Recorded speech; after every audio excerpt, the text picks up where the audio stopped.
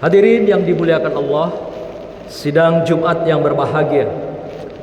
Pertama dan yang utama, sebagai khatib hari ini mengajak kita semua bersyukur kehadirat Allah Subhanahu wa taala, karena betapa banyak nikmat dan anugerah yang telah Allah berikan kepada kita di sepanjang tarikan napas sampai langkah kita saat ini. Nikmat adalah sesuatu yang kita terima dalam bentuk sesaat, bisa jadi dalam jangka pendek, menengah dan panjang. Tetapi anugerah adalah sesuatu pemberian Allah yang kita terima di sepanjang hayat dan kehidupan kita, sampai maut berpisah dengan kehidupan kita. Oleh karena itu, sebagai rasa syukur kita, sudah sepantasnya kita meningkatkan, memantapkan iman dan takwa kita kepada Allah SWT dengan meningkatkan kualitasnya dalam kehidupan kita yang telah kita jalani sampai hari ini, sebagai wujud syukur kita kepada Allah Subhanahu wa taala. Betapa banyak nikmat yang telah kita rasakan. Tidak ada kalkulator dunia yang bisa menghitung. Tidak ada materi-materi kehidupan yang bisa membilang berapa jumlah angka yang telah Allah berikan pada kita semua. Selanjutnya, mari kita sampaikan selawat dan salam kepada junjungan kita, junjungan alam, Nabiullah Rasulullah Sallallahu Alaihi Wasallam, Muhammad Rasulullah. Semoga dengan selawat yang kita sampaikan dan wasilah yang kita harapkan, kelak kita terima, kita peroleh di saat mana tidak ada pertolongan satu makhluk pun, di yaumil akhir, yaumil qiyamah, yaumil mahsar. Mudah-mudahan kita mendapatkan syafaatnya Rasulullah dan mendapatkan wasilahnya dalam kehidupan kita. Hadirin yang dimuliakan Allah, pada kesempatan yang singkat ini, izinkan kami menyampaikan sebuah khutbah yang singkat yang berjudul Tabayyun di era global. Hadirin berbahagia, hari ini di seluruh muka bumi telah dikuasai oleh semua teknologi, baik teknologi informasi, teknologi kelas tinggi dan rendah, semua telah melanda kehidupan manusia, termasuk juga teknologi yang mewarnai informasi media sosial. Sudah mendekati 80% di tanah air kita menurut Wikilife yang menggunakan teknologi media sosial ini. Yang paling tinggi, yang paling banyak adalah menggunakan Facebook dan YouTube. Kemudian baru yang lain-lain, Instagram dan sebagainya.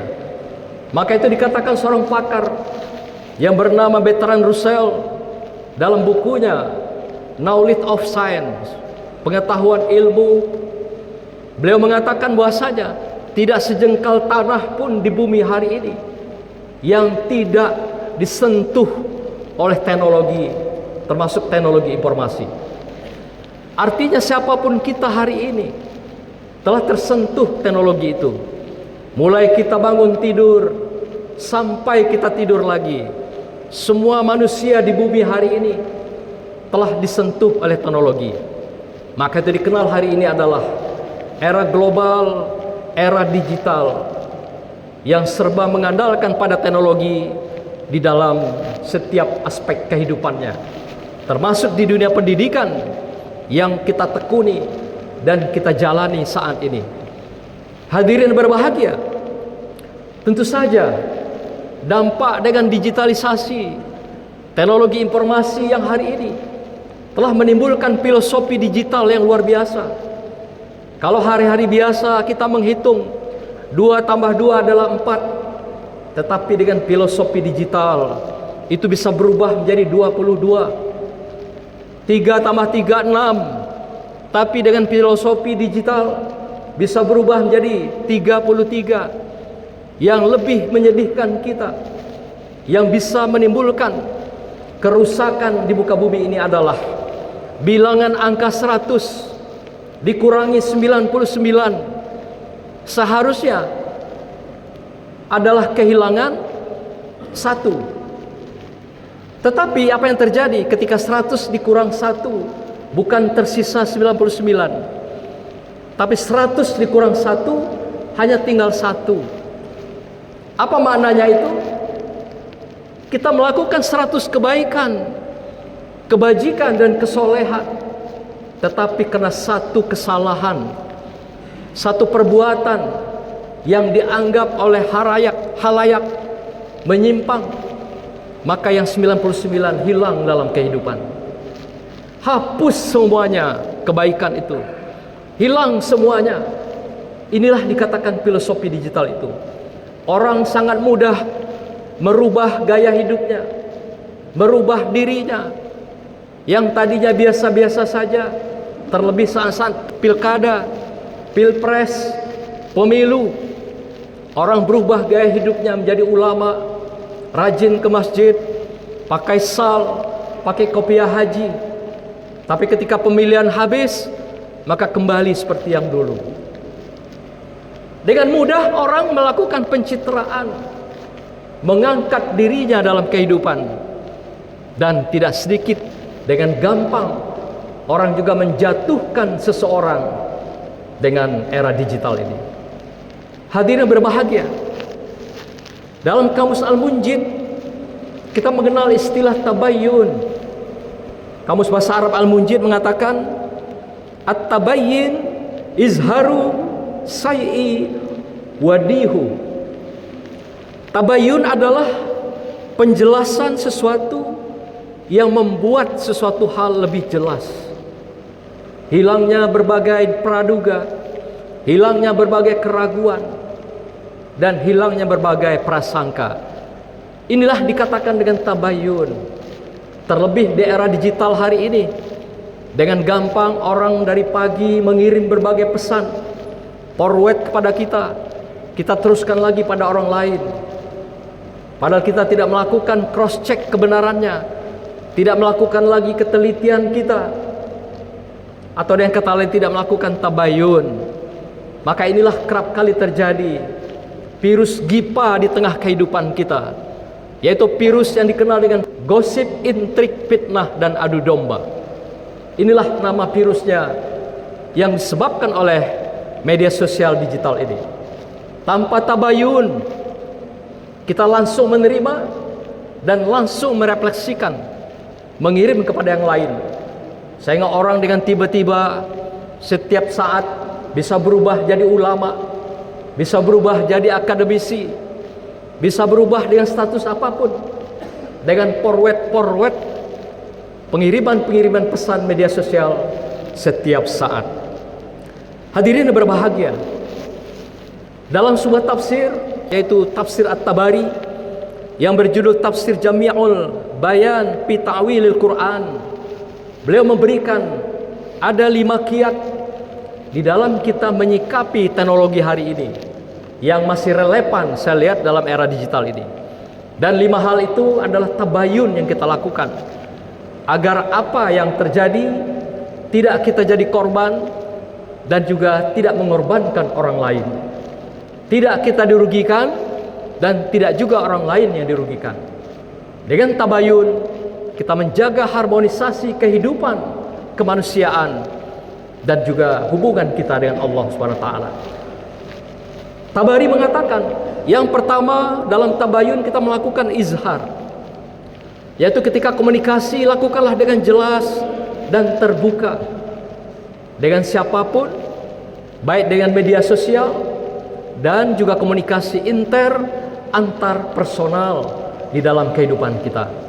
Yang kedua, Tabari memberikan taudih, yaitu apa yang kita sampaikan bahasa pesan mudah dipahami oleh orang lain, agar tidak menimbulkan prasangka, agar tidak menimbulkan persepsi yang ganda dari pesan yang kita sampaikan. Yang ketiga, melakukan bayan, yaitu setiap pesan kita sampaikan harus rinci, yang betul-betul dapat dipertanggungjawabkan, sistematik disampaikan, berurut dan sistemik. yang masuk logika akal setiap orang.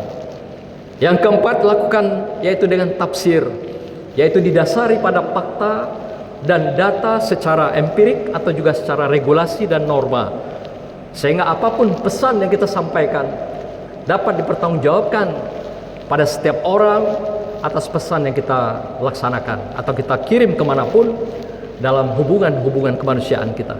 Terakhir adalah al-hukmu atau hikmah, yaitu ketika kita berkomunikasi, lakukanlah komunikasi dengan bijaksana, dengan hikmah, yaitu dengan tanpa salah paham, tanpa prasangka, tanpa ghibah, dan tanpa fitnah di antara kita. Sehingga dengan demikian, dengan kita melakukan hukmu ini, hikmah ini, akan terbangunlah sebuah komunikasi yang bersifat kaulan karima, yaitu komunikasi yang indah, yang baik, yang menyejukkan, dan juga dapat menciptakan keamanan bagi semua pihak. Hadirin berbahagia, tentu saja setiap komunikasi tidak semuanya jahat, tidak semuanya jelek dan buruk. Allah mengingatkan kita dalam surah An-Nur ayat 11, jangan lantas ketika engkau menerima sebuah informasi walaupun jelek dan buruk, lalu engkau meninggalkan informasi itu, mengabaikan informasi itu. Dan sebaliknya, jangan pula sampai ketika datang informasi yang baik, tapi engkau juga berbesar hati, merasa bangga dan hebat disanjung. Ingatlah bahwa dalam hidup kita ini antara sanjungan, pujian dan caci maki hanya sekulit ari. Hari ini orang boleh saja menyanjung kita, memuliakan kita, menghormati kita. Besok boleh jadi orang mencaci kita, menghina kita, menjatuhkan kita. Maka itu Allah pesan di sini, jangan lantas setiap kecaman, hujatan, boleh jadi itu adalah untuk memperbaiki diri kita dari kekurangan dan kelemahan. Jangan pula lantas bangga ketika orang memberikan pujian sanjungan pada kita. Boleh jadi itu adalah cara orang menjatuhkan kita, menghinakan kita di hadapan manusia lainnya dan di hadapan Allah Subhanahu wa taala. Terakhir kita diingatkan oleh Rasulullah dalam sebuah hadisnya dari Abu Hurairah yang diriwayatkan oleh Muslim yang berbunyi, ya'fil mar'i kaziba ayuhaddisu bi kullu masami.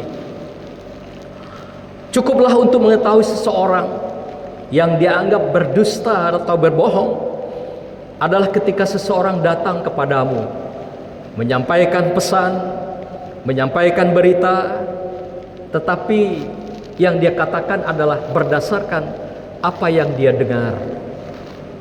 Hati-hati, waspada ketika datang siapapun di antara kita kepada kita membisikkan sesuatu dan mengatakan apa yang dia dengar. Kata Rasulullah, itu adalah karakter orang yang berdusta dan berbohong. Waspadalah, antara pembisik di dalamnya juga adalah pembusuk di antara kita semua. Demikian hadir berbahagia, semoga Allah ridhoi dan berkahi kita. A'udzubillahi minasyaitonirrajim. Bismillahirrahmanirrahim. Wal asri innal insana lafi khusr illal ladzina amanu wa 'amilus solihati wa tawassaw bil haqq wa tawassaw bis sabr.